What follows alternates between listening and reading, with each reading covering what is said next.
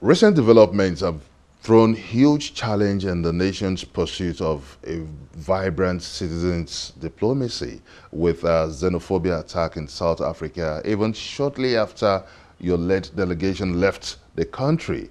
How do you feel with the outbreak of another aggression against Nigerians? Well, of course, any attack, whether you label them xenophobic or whatever, unacceptable and condemnable. That's one issue. But we also have to be careful in what we label as xenophobic attacks. We have seen attacks that have appeared to be almost planned and coordinated and on a relatively sort of large scale, targeting exclusively foreign nationals. Then we have also seen attacks that have been much more localized and, not almost spontaneous, you see. And I don't know whether those could accurately be, described as xenophobic attacks in the way that some others have been. So, we went to South Africa and met with the Nigerians who were victims of the last attack, and we looked for a sustainable solution. What we felt was that there was not, that the Nigerian community in South Africa did not have easy and immediate access to the higher echelons, and especially the law enforcement officials of the country.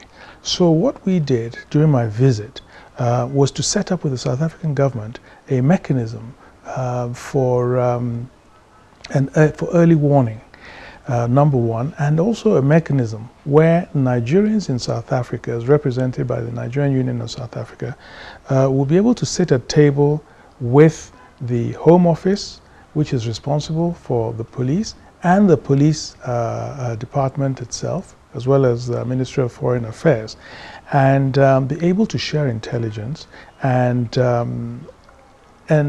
develop preemptive measures.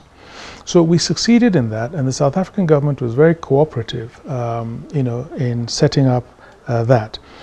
Now, the attack that took place after we left, and so this early warning mechanism, the idea is that it'll meet regularly, on a regular basis, and that the Nigerian community will be able to keep the law enforcement agencies informed, and that they should all work together as a team. And they were extremely happy with that, and we felt that's extremely important because there's also a trust deficit between the Nigerian community and the police. So we felt that this was an important mechanism to put in place so that the two will be working together. Why is the federal government reluctant to admit that that was a xenophobic attack, considering the history of hostility against Nigerians in their country? No, that was a xenophobic. Oh no, we call that a xenophobic attack. And I went there and I made that pronouncement. The South Africans themselves accept, the South African government accept that those are xenophobic attacks. In fact, they even told us, they even have another term for it now. They call it Afrophobic attacks because they are targeting essentially African migrants. So, no, there's no sort of coloring of that. The distinction I'm trying to draw is with regards to the attack that took place after we had left.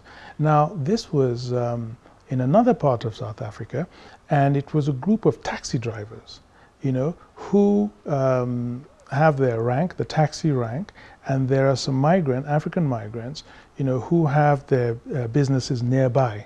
And so that one seemed to have been a spontaneous, an incident that provoked that reaction. So that's why I was saying that, whereas the first one seemed to have been planned and clearly targeting, Africans living there, the second one seemed to have been much more spontaneous. But for all of them, we're engaging with the South African government, and as I said, we have faith in this mechanism that we have set up. The fact that there was an outbreak of attack against Nigerians immediately after your delegation left the country, do you see that as a bold statement of aggression against the country, against Nigeria? No, you see, the point I was very clear and I think needs to be made. The South African government is extremely embarrassed by all these activities, all these actions. And they are actions that have been taken by a minority, and I think it would be unfair on the South Africans to somehow, paint it as something that is state-sponsored, government-sponsored, or that represents the view and sentiments of the large majority of South Africans. It's a small criminal minority, and as we know, since the ending of apartheid, South Africa has been struggling with crime, one of the highest levels of crime anywhere in the world.